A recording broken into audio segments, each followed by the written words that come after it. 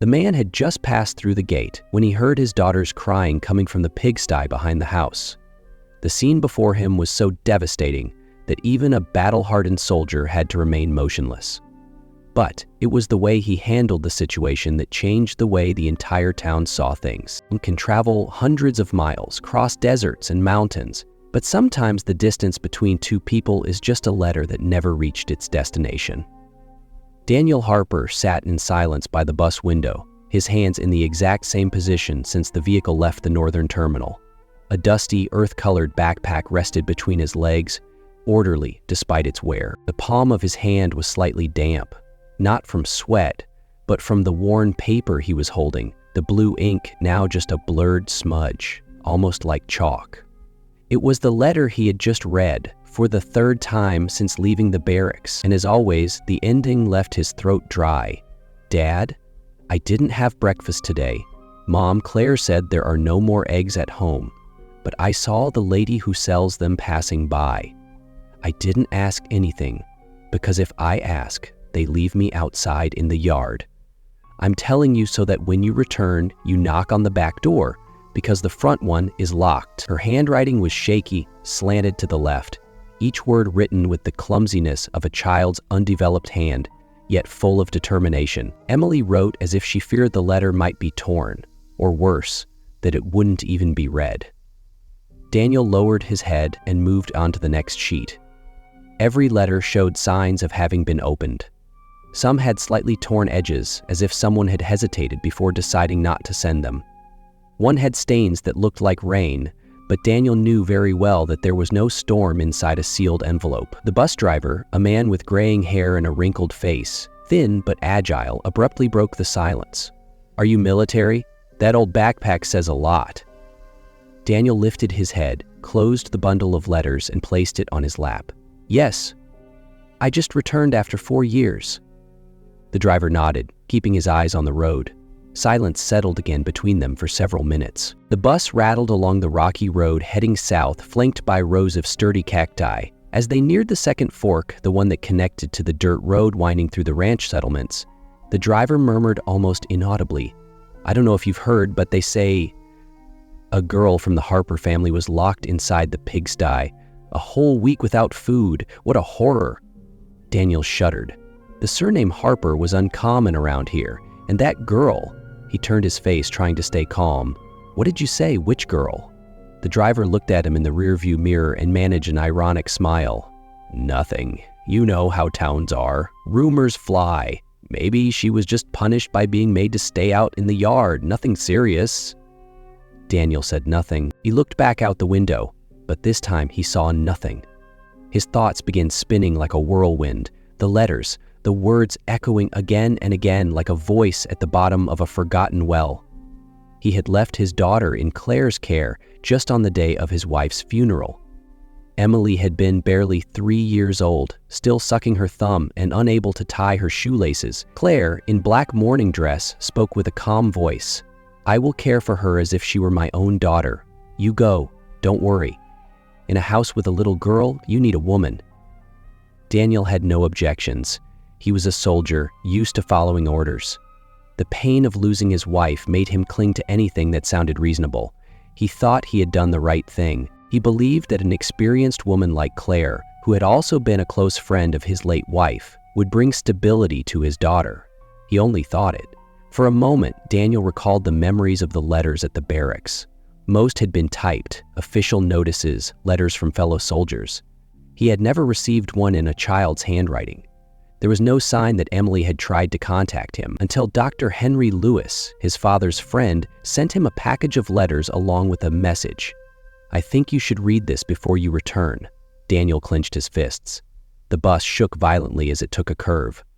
The driver turned on the radio. An old bolero began to play, a raspy female voice singing, "I am not an angel, nor a dream. I am just a woman standing in front of a closed door, not knowing if someone is crying inside." Daniel pressed his lips together. He looked again at the letters in his hands. One of the last was written in pencil, already faded but still legible. "Dad, we don't have a window anymore. One day I saw a mouse crawl into my bed. I didn't tell Mom, Claire, because last time I told her, she threw all my pillows out into the yard. Something inside Daniel's chest broke. It was not a scream or overwhelming anger, but that kind of soft, silent pain that can tear more than a knife. The silence of a father who wasn't there when his daughter needed him. The bus stopped on an empty stretch of land near the town entrance. The driver opened the door and handed him the heavy backpack. Daniel thanked him and got down, shoulders heavy but his steps steady. Before him stretched the red dirt road leading to the old house where Emily used to draw chalk dolls on the walls. He didn't know if those walls still stood. He didn't know if his daughter was still waiting for him. He did not hurry.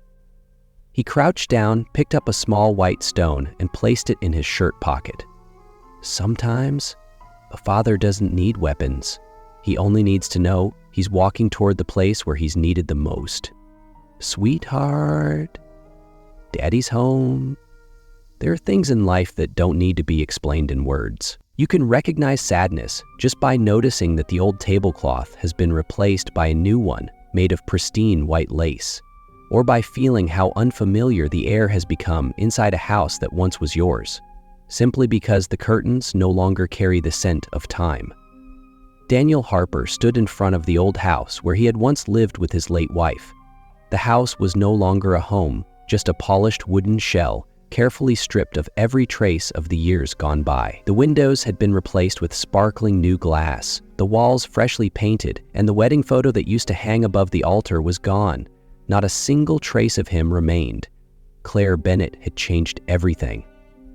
Too clean to be sincere. He reached out and touched the doorknob. No dog barked, no sandals shuffled across the tiled floor like on the days when Emily used to run to greet him. Only silence remained, as if the place itself had decided to reject its past. Daniel didn't knock. Instead, he went around the narrow side path. The rusted gate was still there, its paint peeling off in patches, and the hinge let out a weak groan as he pushed it open. The backyard no longer had the hibiscus flowers his wife once planted, only a few scattered cacti growing freely around the old stone. The bamboo in the far corner was still there, just shorter. Maybe someone had trimmed it to clear the view from the kitchen window toward the animal pen. Then he heard the first sound. It wasn't a voice in conversation, nor the television or a radio. It was a scream, harsh and torn straight from someone's throat. "Get up! Clean up this filth right now, you useless thing!" Then came a sharp slap, the sound of skin striking skin, followed by a muffled sob. Daniel hurried his steps. In the corner of the yard where the old pigsty used to be, now covered with a thin tarp, something felt wrong, though he couldn't yet tell what. As he got closer, another vulgar shout sliced the air. "Motherless brat, you belong with the animals. If it weren't for pity, you'd have starved to death by now." He yanked the tarp aside in one motion. In the dim afternoon light, he saw his daughter Emily curled up on a pile of straw. Her nightgown was torn at the shoulder, her heels scraped, dust clinging to her tangled hair. Her face held no tears, only a blank, terrified stare. In front of her stood Claire, holding a leather belt in one hand, her face flushed red with fury. Emily was shoved with a foot into the corner of the pen, her shoulder hitting the dry wood with a creak that sounded like a groan of pain. Daniel didn't rush in. He stood still, like a statue. Only his hands curled into fists, his nails digging so deep into his palms they began to bleed. But he didn't shout. He didn't raise his voice. There's no room for noise when you've reached the deepest edge of pain. He stepped forward. He unlatched the wooden bar. It gave way with barely a sound. Emily looked up, her cloudy eyes locking onto him and going still. The scent of sweat, gunpowder, and mountain wind, the scent of her father, wrapped around her completely.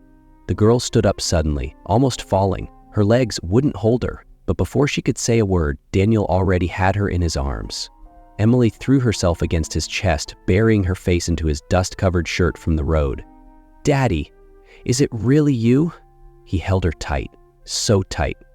"I'm here." Claire turned around. Her face went pale. "Daniel, when did you get back?" I was just scaring her a little. The girl, you know how she is, so stubborn." Daniel stood upright, still holding Emily in his arms. "I left my daughter with a wife," he said slowly, each word as heavy as stone. "Not with a jailer." Claire clumsily dropped the belt, stammering. I took care of her the whole time you were gone. I get tired too. She doesn't listen. She just sits there in silence all the time. I was afraid she was sick." Daniel said nothing. He looked at her. Not as a husband, but as a father who has seen too much to need another excuse. "Were you afraid she was sick, or that she'd speak up about what you did to her?" Claire turned even paler. Daniel walked out of the pen and crossed the yard. Each step left a blurry trail of dust on the falsely clean concrete. "Where do you think you're taking her?" "You don't have a house. You have nothing," Claire shouted after him. He didn't respond. Only the soft voice of Emily reached his ear. "Daddy, I'm not afraid of being poor. I'm just afraid of the old smell in the pigsty." Daniel hugged her tighter. The girl pressed her face into her father's neck, inhaling deeply the scent she had searched for so many nights among the shirts folded beneath her pillow, trying to imagine a shoulder, a back, a warmth that had been absent in the dark. Neighbors began to peek through their windows. The woman across the street pulled back her curtain, and the old man at the fish stand stopped washing, watching the man walking away with a battered little girl in his arms. No one said a word. The silence wasn't born of fear, but of guilt. Everyone had seen it. They knew. But no one spoke. Daniel didn't look back. He stepped through the rusted iron gate and the hinge creaked again. This time, it was to close an old chapter, one filled with lies, appearances, and silence. The girl in his arms asked softly, "Daddy, are you still mad at me?"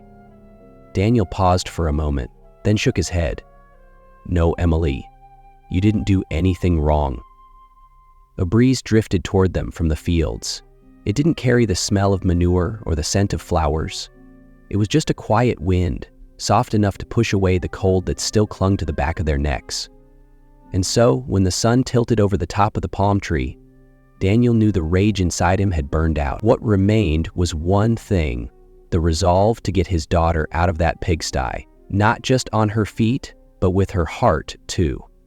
The season's end wind swept across the old tin roof of the small clinic on the hill. The thin white curtains moved gently, as if trying to hold on to the last pale yellow ray of sun, the same color as memories that have long since dried up. The smell of disinfectant hung in the air, as if it had soaked into the faded walls decades ago. On a wooden table beside the window, a vase of wild daisies leaned slightly, a crooked gesture from someone who still had the habit of caring, even if time had long asked them to stop. There were only 3 people in the room. Emily sat on the exam chair, her feet dangling above the floor, the wrinkled dress falling to her knees. Daniel stood behind her, his hand never leaving her shoulder. He hadn't said a word since they entered, but his eyes didn't drift for a second from the small rise and fall of his daughter's chest. Dr. Evelyn Ross, her hair already streaked with gray but her eyes as firm as stone, leaned forward gently and lifted the collar of Emily's dress. A faint sigh escaped her lips. No one responded, but the room suddenly grew colder. She took out her stethoscope, placed it on the girl's back and murmured, almost to herself, "Did you know she's been tied up inside the pen more than once?" Daniel didn't answer. The only sound was the faint tightening of his backpack strap, like he was holding himself back from letting rage speak. He closed his eyes slowly, then opened them again, like he was trying to burn that question into his soul.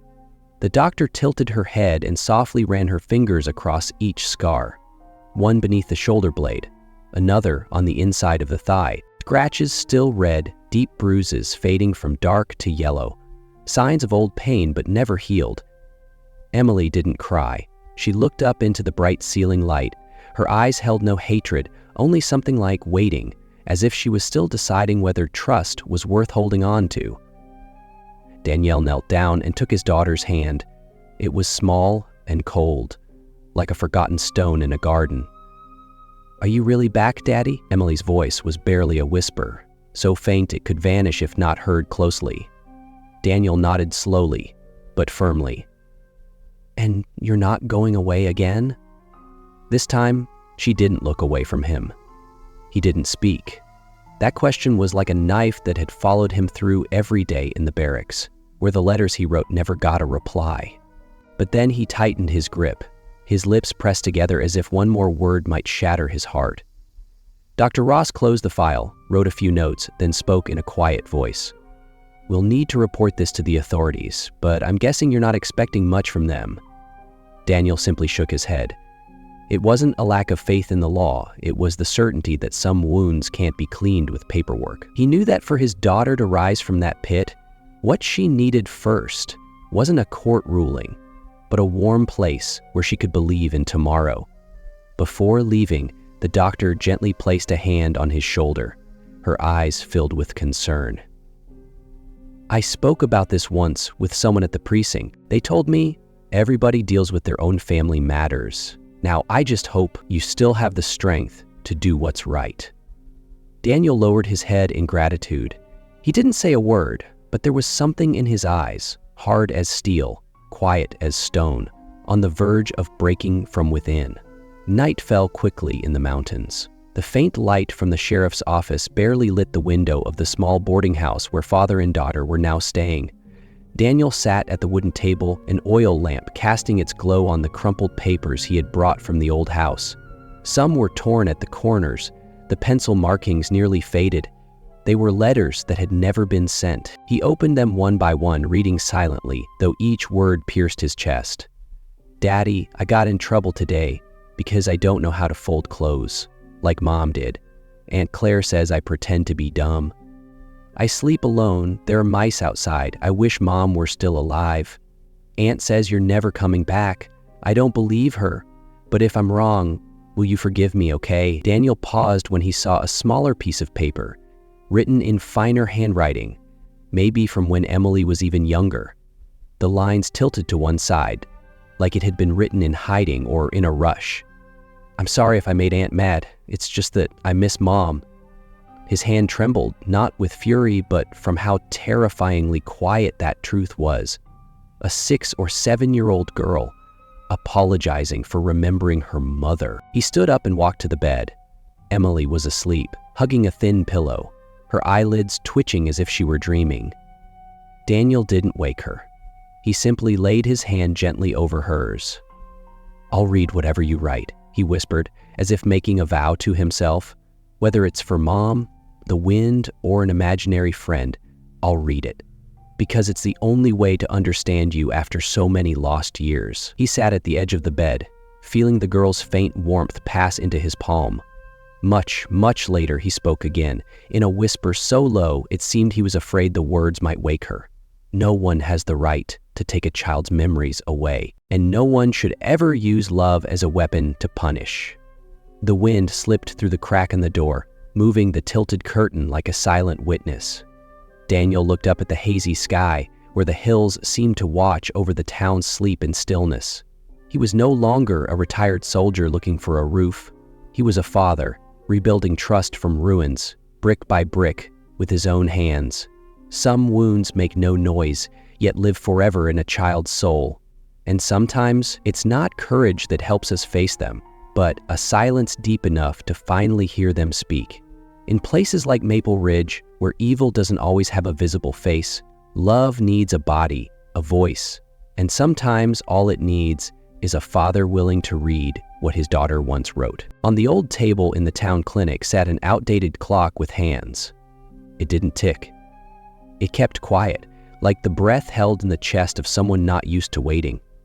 The hour hand pointed to 4. The minute hand barely moved. Dr. Henry Lewis paced back and forth, still holding a cup of cold coffee. He didn't say anything, but his eyes were filled with thoughts, like someone who has witnessed too much to put into words. In the hallway, the dry tracks of mud left by Emily's little feet were still visible, stretching all the way to the exam room door. Inside, Daniel was asleep in a wooden chair, one hand resting on his daughter's leg, as if letting go for even a second meant losing her again. Emily shifted slightly, resting her head on a folded jacket. Her face didn't show real peace. In the soft glow of the lamp, her eyebrows were still faintly furrowed. No rooster crowed, no bell rang, but Daniel opened his eyes. Daniel stood in front of the wooden gate for a long time, as if trying to hear something through the cracks of that house that was no longer his. The wind carried the scent of dead leaves mixed with cheap perfume. The air no longer had the damp smell of old plaster, but an artificial stench, like makeup covering wounded skin. The shade tree, once a source of coolness on hot days, was now just a rough trunk, its branches crudely cut like open wounds left to fester. Each step Daniel took toward the door unearthed buried memories, and he was no longer sure if that place still deserved to be called home. Daniel knocked. The sound wasn't loud, but it rang clear in the absolute silence. The door opened. Claire stood in front of him, her hair styled in soft waves, red lipstick, and a smile as if nothing had ever happened. "What else are you here for? The girl's being cared for at the clinic. Isn't that what you wanted?" Her voice held no trace of shame or discomfort. It was disturbingly calm.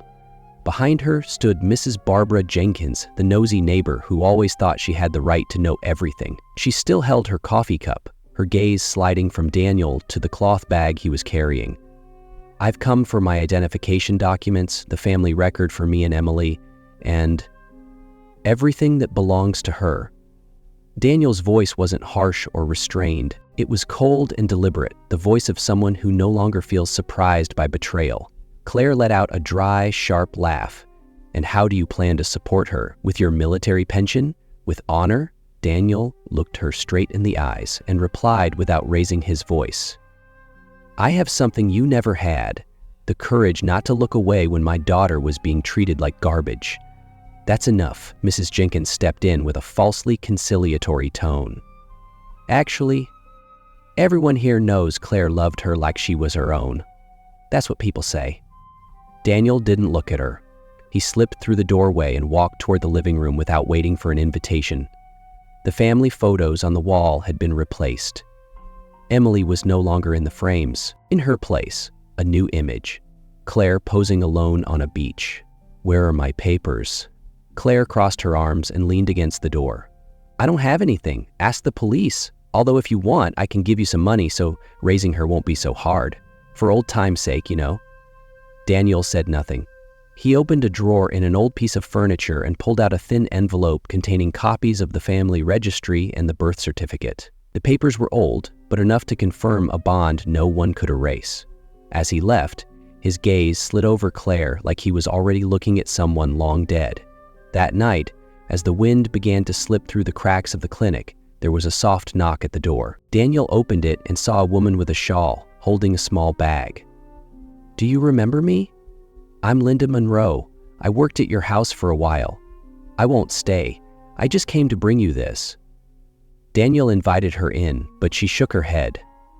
Linda placed the bag on the table and pulled out a small tape recorder, its buttons worn down. "It's Emily's voice, recorded one night in June. I heard her crying, begging from the pig pen. I couldn't take it anymore. I went to the police, but Claire has connections. No one wanted to listen." Daniel turned on the device. A child's voice came through the speaker, choppy and faint, like she couldn't catch her breath. "I'm cold. I can't breathe. Someone, please open." There were no words, no thank yous. Daniel lowered his head and closed his eyes for a moment. When he opened them, they were red but dry. "Claire had a biological daughter," Linda whispered, "but she sent her away to another state when she was only 3. She never asked about her again. She only cared about Emily when someone was watching." Daniel wasn't surprised. He didn't flinch. He just held the recorder, gripping it tighter. "We always thought in small towns people forgot quickly, but no. In places like this, the ears are closer to the ground. People see, people hear, they're just afraid." Linda walked away from the threshold without leaving a trace. Just before disappearing into the alley toward the main street, she paused and turned back. Her voice was barely audible, but clear enough for Daniel to remember forever. "Not everyone stays silent because they have no heart. Some are just waiting for someone else to find the courage, so they'll know they're not alone." Daniel closed the door carefully and walked over to the bed. Emily was still asleep, her cheeks pink from the warmth of the room. Her little hands rested over her chest, no longer hanging limp like lifeless branches. Her sleeping posture now resembled a cocoon, finally protecting its most fragile part. He placed the recorder in the drawer, then sat beside her. For the first time, He felt that his soul wasn't as heavy as the storm from the night before. The town wasn't as small as everyone believed. Sometimes silence lingers, waiting to hear who dares to speak first. The soft light of the sunset slid over the low roof tiles, falling diagonally across a white sheet hung behind the house. The fabric didn't smell like soap, as one might expect, but of the sweat of someone who had carefully boiled water to wash by hand. Daniel Harper held a small aluminum bucket in his tense hands, wringing out a worn beige dress. His face was bent downward, as if speaking to the earth. In one corner of the yard, Emily was sitting under the shade of a guava tree, hugging her knees, watching an ant drag a crumb of bread she had hidden that morning. There were no tears, no laughter. Daniel kept washing in silence, as if that silence was the only thing allowing father and daughter to breathe inside that house. When Emily accepted half a glass of milk at noon, Daniel didn't praise her or cheer. He simply placed a hand on her head, gave her a gentle pat, and set a plastic cup beside her. They understood each other without words. The girl was afraid of the light. Every time the window opened, she would retreat to a corner and cover herself with a blanket. Daniel knew this, but he never forced her. Instead, he would take her to the porch each evening so the dimming light could slowly ease her fear, letting only the wind touch her face. At night, when they sat together on the old wooden bed, Daniel picked up his small mahogany guitar, now missing a string. He strummed slow notes and then sang, "Sleep now, my child. The sun's gone away. The stars above will guard your dreams today." His voice wasn't perfect, but it was warm. Emily gradually closed her eyes. Her eyelids trembled, then stilled. Her breathing became steady. Daniel watched her, never looking away. Long after, he let out a deep sigh, like a quiet thank you to the sky outside. "A soldier's daughter doesn't need pity," he whispered. "She just needs a place where no one forces her to be afraid again." The next morning, as birdsong mixed with the smell of frying eggs, Emily picked up her spoon on her own. Daniel pretended to be busy folding clothes so he wouldn't look directly at the moment, but his hand trembled slightly when he heard the spoon tap against the edge of the bowl. He waited until she'd finished almost all her food, then said, "Today, I want to see someone. Would you come with me?" Emily looked up. Her eyes didn't shine like those of children who've always been loved unconditionally, but in them was a quiet, steady spark, like a silent nod. The town's elementary school was behind the old church, where the roof was already worn but the yellowed walls still held their faded paint. Daniel walked his daughter there. Every step was a test, through the village streets where everyone watched, but no one said a word. Mr. Simmons, the school teacher, was arranging books when Daniel knocked on the splintered wooden door. The elderly man furrowed his brow slightly, then narrowed his eyes, as if he couldn't believe what he was seeing. He set the book down on the table and walked over. "Daniel? It's me. And is this Emily?" Daniel didn't even have time to nod when Emily stepped half a pace back, clutching the hem of her father's shirt.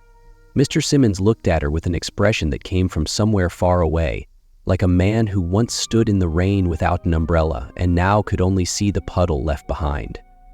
"I still have the notebook you gave me," he said slowly. "There's a drawing where you're standing next to someone in uniform, holding a piece of bread." Daniel said nothing, but Emily looked up. She looked at him for a few seconds, then pressed her lips together. No one told her what to do, but she stepped forward. Mr. Simmons knelt down and opened his arms. Emily collapsed into his embrace. Her father, standing nearby, clenched his fist. At noon, under a sun as dry as sand, Daniel went to the local sheriff's office.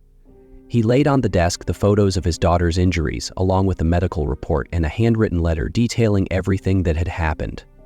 The officer on duty, wearing a faded shirt, avoided eye contact, as if afraid of the truth radiating from this man. "You need more conclusive evidence," Daniel replied calmly. "I thought this was enough to open a case." This case, it's complicated." "Complicated?" Daniel repeated. "My daughter was locked inside a pig pen. She has belt marks across her back. And still, that's not enough for you to write a single line?" The officer scratched his head and mumbled, Well, Mrs. Bennett, she's got family on the town council. I can't guarantee this will reach where it needs to go. Daniel nodded without showing emotion. He stood up and gathered the documents. Thank you. His voice wasn't angry, but it was as heavy as a stone dropping into deep water. Later that afternoon, while Daniel sat on the porch with his small guitar by his side, a woman appeared at the gate. She wore a faux fur coat, a wide-brimmed hat, her face weathered by the sun, and eyes full of untold stories. Are you Daniel? Yes. My name's Margaret. I studied education with Claire. Daniel nodded, unsure of what she wanted. I used to teach at the town school. 2 years ago, I defended a little girl who was being abused. That girl was Emily. Daniel's breath caught, but he didn't interrupt. Claire made up a story that I stole money from the school fund. They fired me. No one believed me because she had connections with the PTA president. Daniel didn't ask questions, he just listened. Margaret looked toward the window where Emily was hiding behind the curtain. If you need someone to testify, I'll go to court. Why? Daniel asked. Margaret pressed her lips together. Because I don't think any mother should have the right to crush a child just because she can yell louder. Daniel stayed silent for a long moment. Thank you, he said, softly but firmly. That night, Emily went to bed early. Daniel sat under the glow of the oil lamp, strumming quiet chords on his guitar. It wasn't a lullaby or a sad song, just uncertain notes, but honest ones, like the path he was now walking. Behind him, Margaret looked once more at the half-open gate. She thought maybe justice doesn't always arrive with sirens and subpoenas. Sometimes it comes with trembling hands that dare to knock again, to tell a story once silenced by a girl who never knew how to scream. Daniel carefully lifted the flap of the gray envelope. Inside was the receipt confirming that the complaint had been filed with the New Mexico State Court. The ink was still fresh, bearing the full name of the accused, Claire Bennett. He didn't read it again. He didn't need to. Words didn't matter as much anymore as the warmth in his hand when Emily gently squeezed his fingers and asked, So, are they really going to bring her to court, Daddy? Daniel looked at his daughter. In her bright brown eyes was something that made his voice catch. It wasn't fear. It was an innocent faith, far too big for a girl who had lived in silence for so long. He didn't answer with words. He simply nodded, slowly. From the public service hallway, firm footsteps echoed across the floor. Mrs. Margaret Cole, her hair already graying but her posture still strong, appeared holding a stack of documents. Her gaze toward Daniel no longer carried doubt but respect and solidarity. Son, I've printed all 3 copies. One for the court, one for the police, and the last one for you. Thank you, ma'am. Daniel received them with care, his eyes pausing on the red seal glinting under the light. Margaret sat down and poured a glass of iced lemonade she had brought with her. She didn't ask for permission, nor did she wait for approval. For her, helping Daniel wasn't a favor. It was a moral obligation. She had once been the head nurse at the local hospital until Claire fired her for refusing to ignore the bruises on Emily's back. You know why nobody said anything back then? Daniel shook his head. Because every report of child abuse from your house disappeared. It wasn't the system's fault, it was one person's. She paused, took a sip of water, and added, Claire is Congressman William Carter's cousin. Daniel furrowed his brow. That name was familiar from the news when he was still in the service. They used to say Carter was a man of the people. But behind the white beard and political smile, Daniel understood now. Some cruelty doesn't need a whip, just a signature. Margaret handed him a thin folder. Here's the list of complaints that were sent to the State Child Protection Commission, but never made it to their central office. Daniel flipped through the pages one by one. The name Emily Harper appeared 3 times, twice signed by Miss Diane Whitmore and once by Mr. Walter Green. All of them were crossed out in red ink with the note, lack of evidence. Daniel pressed his lips together. His hand trembled, not from fear, but from rage. They had tried, but the wall of power had devoured them. That night, while all of Maple Ridge slept, Daniel sat down to write a letter by hand, something he hadn't done since he left the base. He sent it to his Aunt Rose in Albuquerque, the same woman who had cared for Emily when his wife was still alive. He didn't expect much, just a hint, something not coming from Claire. 3 days later, a letter arrived in the blue mailbox by the door. The sender, Aunt Rose. Her handwriting was steady, just like her character had always been. Daniel, did you know that Claire abandoned a child at an orphanage when she was 19? She never told anyone, but I remember it well, because I was the one who took the boy to the shelter that year.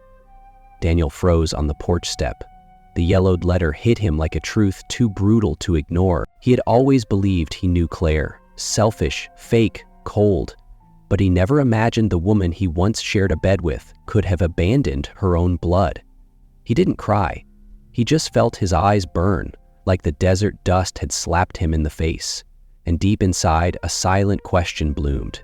How many years did I live beside someone like that, without knowing it?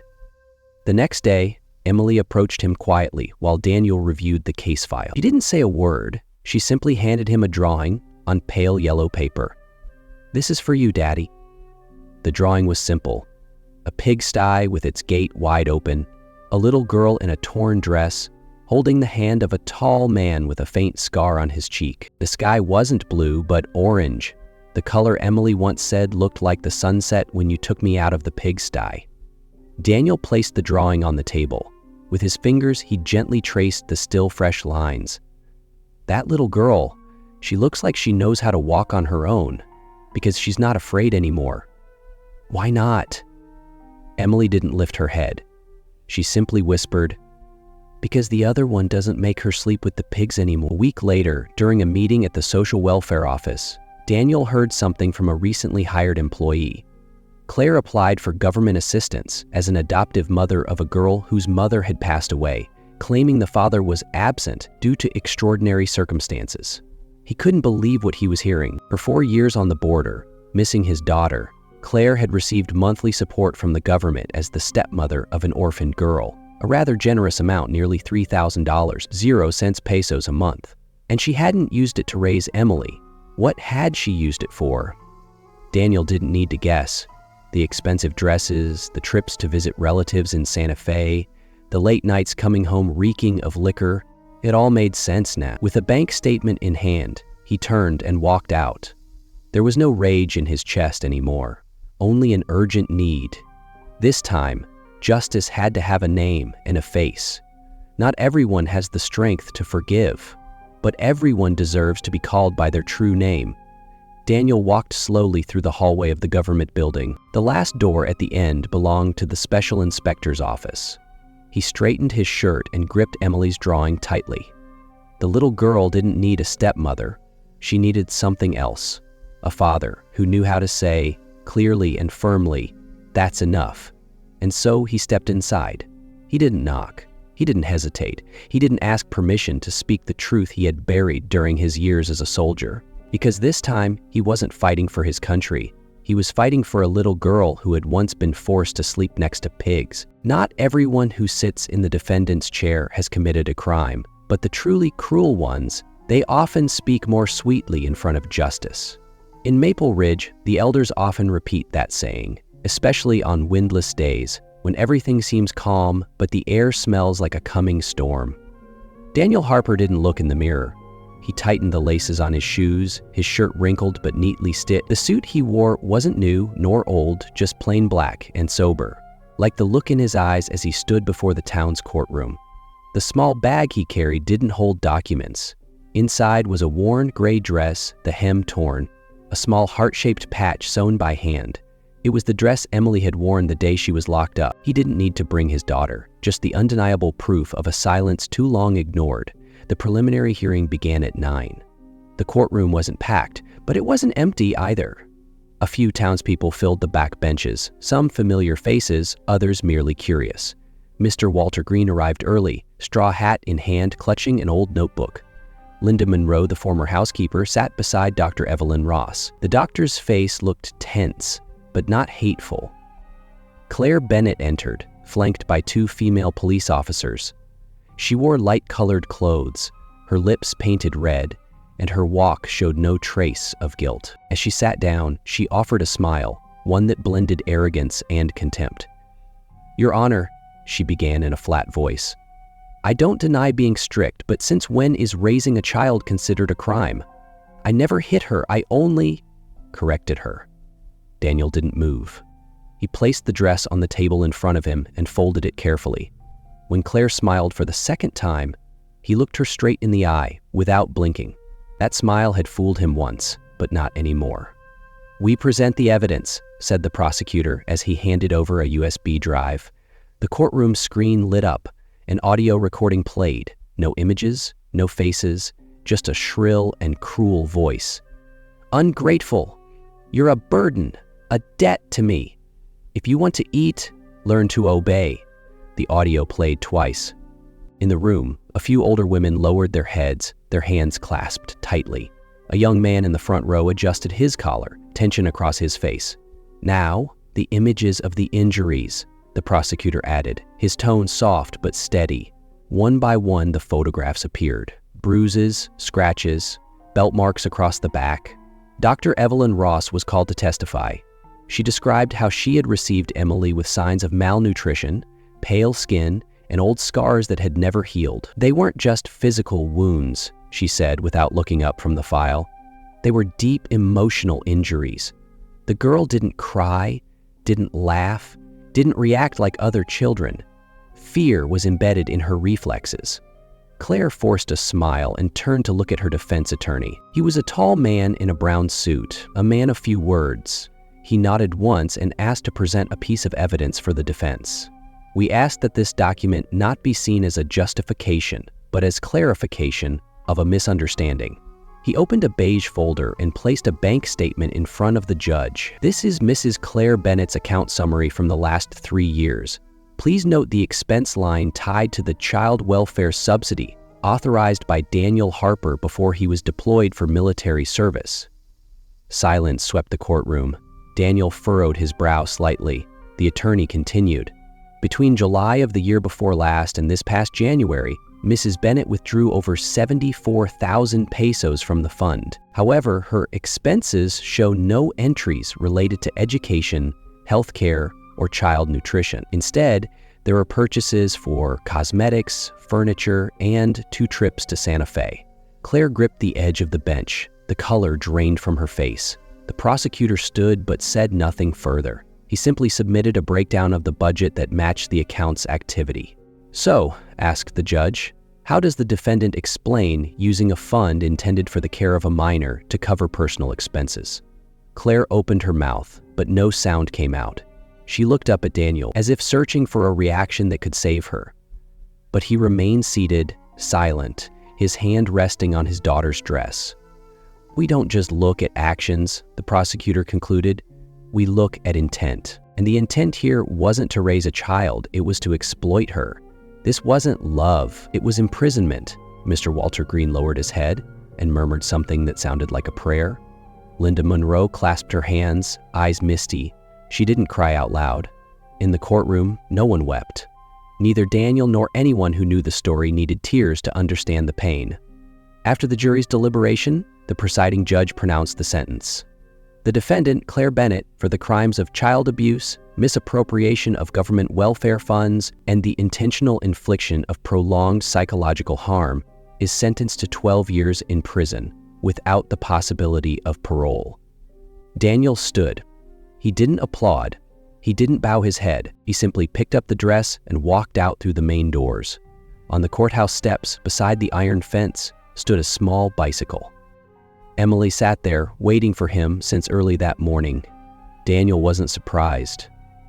"Are you cold?" he asked. "No, I just wanted to see you come out first," Emily replied without hesitation. Daniel placed the dress in the bike's basket, then gently ran his hand over her head. "Let's go home, okay?" Emily didn't answer. She just nodded, and in the small square in front of the courthouse, no one laughed, no one cried, but everyone watched them. A father who didn't need to win with words, and a girl who didn't have to cry to be heard. Because justice, sometimes, only needs that. They say there are winds that don't just pass over rooftops, but carry away the things we thought would last forever. Daniel knew that wasn't poetry. It was simply how the elders in Maple Ridge expressed the things they had lived through for far too long to ever misunderstand. He didn't go home right after the hearing. Instead, he stopped at the town's old general store, bought 2 bags of rice, a bundle of vegetables, and a small sack of white chalk. No one asked why the chalk. They just looked at him, nodded, and greeted him. Silence, too, can be a form of repentance, sometimes more powerful than an apology. Emily was waiting for him on the porch. She didn't ask how the trial went. She simply reached out her hands to take the bags and walked into the kitchen as if it were any other day. Daniel didn't say anything either. Some things don't need to be spoken if you intend to carry them with your heart. The old house still had its foundations. The bricks stuck out of the ground like they were breathing. Daniel removed broken tiles, took apart rotted wood, and piled everything in the back. He kept nothing that reminded him of Claire. Not the faded picture frame, not the high heels that once stomped on Emily's childhood, and especially not the flowery curtains that had forced the little girl to spy on the world like she was guilty of existing. He burned them. The fire didn't blaze like in the movies, but the smell of scorched fabric mixed with old ash made anyone nearby turn away. Emily walked over and sat beside him without saying a word. After a while, she asked in a soft voice, "Daddy, can I teach Elisa the alphabet? She still can't tell the difference between D and B." Daniel didn't respond right away. He looked at the fire, then into his daughter's eyes, no longer filled with tears, only a quiet shyness that was slowly becoming something stronger. He nodded. A small gesture, but Emily understood. It was a promise. Her father would never leave her again. The first class took shape on a windy day. Daniel picked a patch of ground behind the house where the sunlight fell gently. With the help of a few neighbors, they hammered wooden stakes into the dirt, hung up a tarp as a roof, and built desks from salvaged planks. No one asked for money or set conditions. One person brought a hammer, another offered nails, and someone else just stood and watched. But the next day, they left a bottle of sugar water at the entrance. On opening day, 5 children sat in a row, hands on the edges of their desks, eyes wide like it was summer. Emily stood in front of a bamboo blackboard, holding a piece of chalk like it was a magic stone. She looked at Daniel, took a deep breath, and said slowly, "My name is Emily. I used to live with pigs. Now I live with books." Soft laughter followed, gentle murmurs of, "What a sweet girl." But Daniel turned away discreetly, as if dust had gotten into his eyes. No one named the feeling in that moment, but everyone understood it. At noon, as the wind shifted, a man entered the yard. He wore a worn-out shirt, faded jeans, and held a straw hat folded in his hand. He didn't knock on the door or walk straight toward the class. He just stood there quietly, as if waiting for a chance to return. Daniel, washing his hands in the backyard, looked up and met his gaze. For a moment, the air stood still. "Are you Mr. Daniel Harper?" the man asked, his voice clear but calm. "Yes, who are you looking for?" "My name's Caleb." That name made Daniel pause. He studied the man's face, then looked at his sun-worn hands. Something about them felt strangely familiar. "You're Claire's son?" The man nodded. "I'm not here to blame anyone. I just want to see Emily, if that's okay." Daniel clenched his fist for a moment, then let it go. He motioned for Caleb to come in, his face unreadable. Emily was cleaning the chalkboard. When she saw the stranger, she instinctively stepped back. Daniel placed a hand on her shoulder to calm her. "This is Caleb. He's Claire's son. So in a way, he's your brother." Emily said nothing. Her eyes showed no fear, just a cautious look, like someone staring at a blank page, unsure where to begin. Caleb sat down, not interrupting. When Emily returned to the blackboard to write the letter C, he murmured, "My mother abandoned me when I was 3. I don't remember her face, but I heard she had a daughter here in Maple Ridge. I didn't come to dig up the past. I just wanted to tell you, you're not the only one who got left behind." Emily didn't turn, but the chalk trembled in her hand for a second. Daniel said nothing. No one tried to bridge the gap. They just let that truth sit in the air like an echo between 2 children raised in different cracks of the same wound. That afternoon, Caleb said goodbye. Before leaving, he placed a notebook on the table. "Whatever she writes, just leave it here. I won't bother anyone. I just want to know she's okay." Daniel nodded. There were no hugs, no awkward handshakes. just a quiet acknowledgement between two men who had both been left behind by the same woman. Emily sat on the steps, the afternoon sun lighting up her soft hair. She didn't ask anything, just said, "Daddy, how do you spell Caleb?" Daniel let out a low, steady laugh. "Spell it the way it sounds. What matters is that you remember his name. The elders in town say the first wind of the season is always cold, but if there's fire in your heart, any place can feel warm." Daniel didn't believe in philosophies, but he did believe in the small hand of Emily, the same one once covered in mud, now holding chalk to write her own future, and he knew her fire was burning, quietly but alive. Some children carry a dark childhood on their shoulders, not because they did anything wrong, but because the adults around them never learned how to love the right way. In a world where tenderness has become a luxury, sometimes all it takes is a gentle word to open a door that never had a name. No one paid attention to the old bicycle parked beside the palm tree in the backyard of the little school. It sat there in silence, just like its owner, a quiet teenager with scarred hands and eyes that avoided contact. Caleb came from a place no one liked to talk about. He wasn't a bad kid, but no one had ever taught him how to be good either. When Mr. Daniel rebuilt his old house and turned it into a classroom, Caleb was the first to show up, not to study, but just to watch. He stayed outside the fence for 3 days. On the 4th day, Mr. Daniel handed him a broom. He didn't say a word, he just nodded. From that moment on, Caleb never left. Caleb was fixing the metal roof, his hands rough but steady. Each panel was set down with care as if they'd never once trembled. Mr. Daniel stood below, holding the wooden ladder with both hands. "You'll need a thinner beam for that part. The wind was strong last night, nearly ripped half the roof off," he said, without looking up, raising the board toward him. Caleb took it without saying anything. He was used to taking orders, but this wasn't an order, it was trust. Under the tree, Emily spread out a cotton blanket.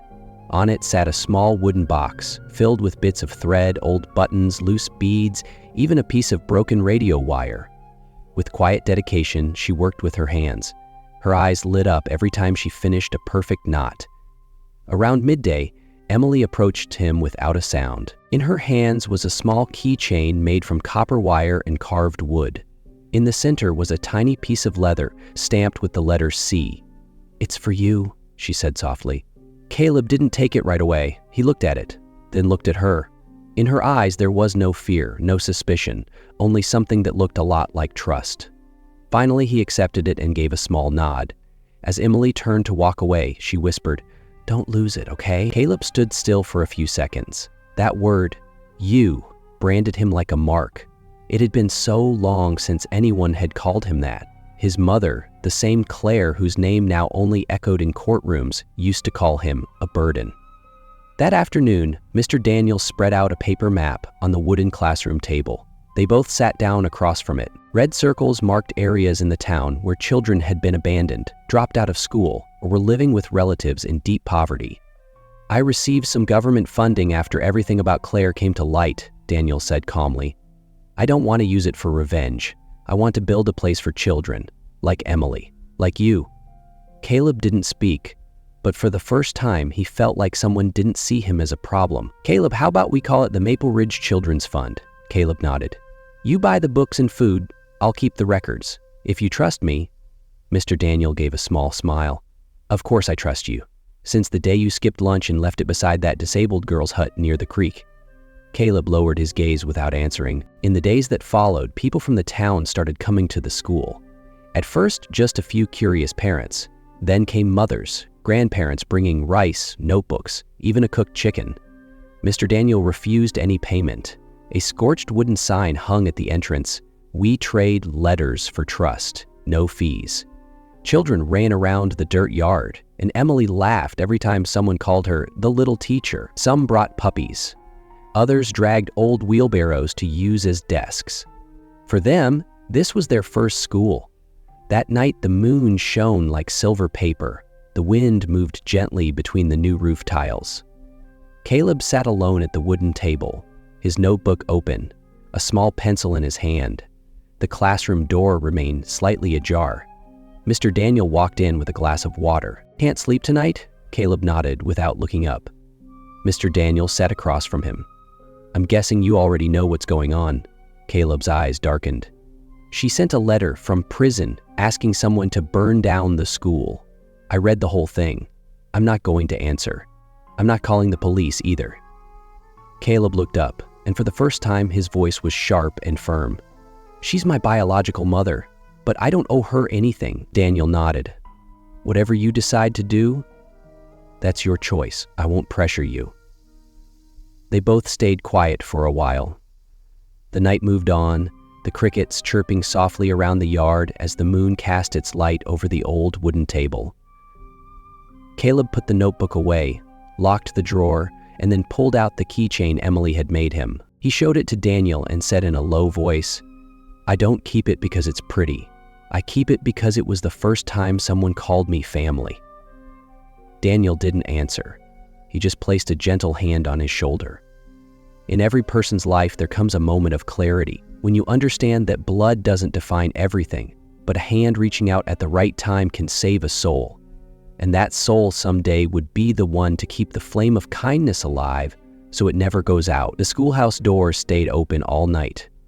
The wind slipped through the cracks in the boards, but the light remained, not from a bulb, but from things that never had a name. No one noticed that the flowers in front of Daniel's house had changed. They no longer looked wilted like the year before, but they didn't bloom with exaggerated brightness either. The purple petals opened in small clusters, dropping here and there on the baked earth. Beside them, the rows of young corn, now up to a grown man's chest, were beginning to show their first ears, hinting at a promising harvest.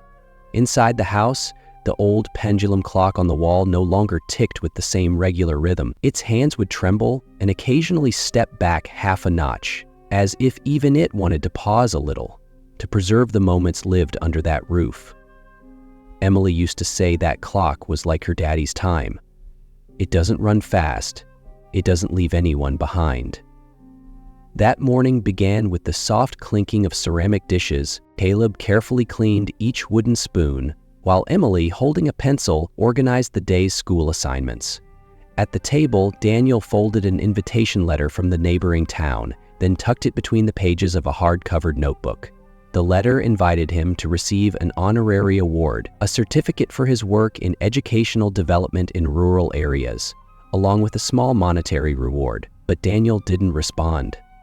Instead, he sat at the bamboo table and wrote another letter, addressed to a small youth association in Albuquerque that had once expressed a desire to teach children in poverty. "We don't need diplomas. We need people who can look a child in the eyes and understand that they deserve to be heard." Outside, the children had already gathered. From a distance, their voices could be heard calling to one another. The shuffle of sandals on dirt, laughter mixed with the barking of dogs. The backyard of the Harper house was no longer just a place to learn letters. It had become a refuge, a place where poor children once again felt like they belonged somewhere. Each child came with their own story, but they all shared one thing. None of them wanted to be forgotten. Emily stood in front of the chalkboard with a worn piece of white chalk and spoke with a clear and gentle voice. "Today we're going to learn the letter S. S for sigh, and also for solidarity." A boy raised his hand. "Why does solidarity start with a sigh, miss?" She paused for a moment, then smiled.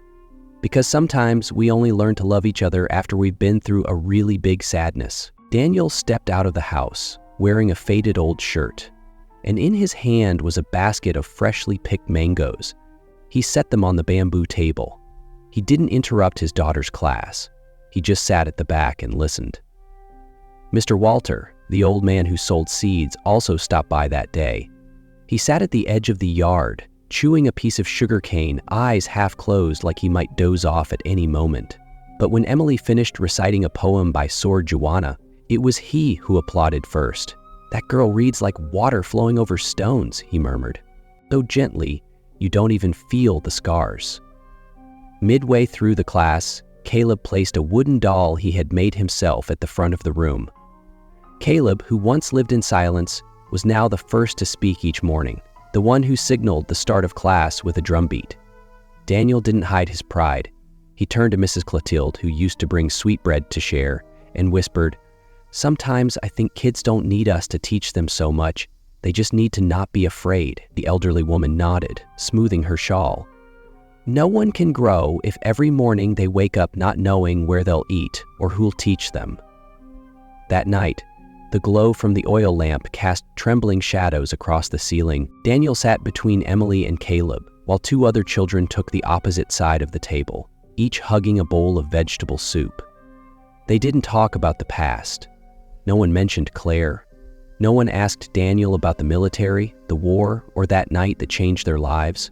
All of that stayed behind a door that was already closed. Emily served her father a piece of tortilla with egg. Caleb said one of the hens had laid a double yolk egg. A little girl chimed in, "When I grow up, I'm going to open a school with green chalkboards, ceiling fans, and even a little corner where puppies can nap under the tables." Daniel let out a laugh. "Just make sure the mice don't get there first or they'll take all the notebooks." The laughter was soft, as if the wounds had never existed. A week later, the new school year was inaugurated. Emily held a small microphone donated by the townspeople and opened the ceremony with a Mexican lullaby. Her voice wasn't powerful, but it was sweet and steady, like a cactus blooming through stone. After her song, Daniel stepped forward.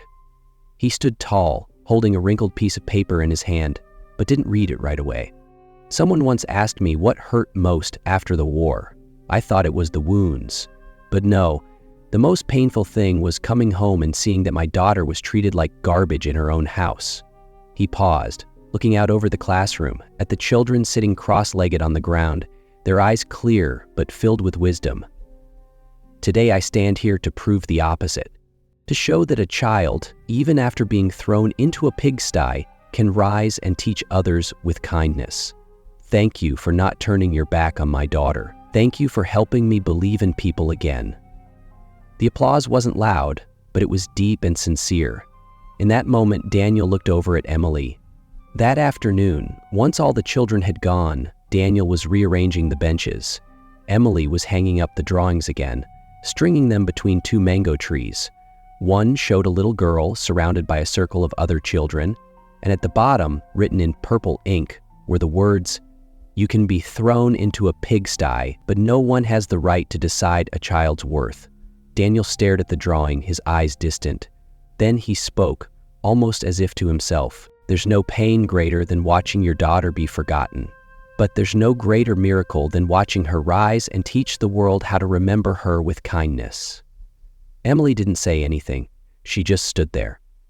She knew in that moment that the past had truly been buried, and what would grow from it would be a future filled with wind, sunlight, and the voices of children calling out to learn beneath the trees. Maybe all of us have heard a painful story about children rejected by their own families. But this one doesn't end in pain. It's proof that patience, compassion, and true love can heal even the deepest wounds. Daniel didn't choose violence. He didn't scream for justice. He simply pulled his daughter out of the cruelty and started again, brick by brick, letter by letter, glance by glance. And through that steady work, he made an entire community reflect and change.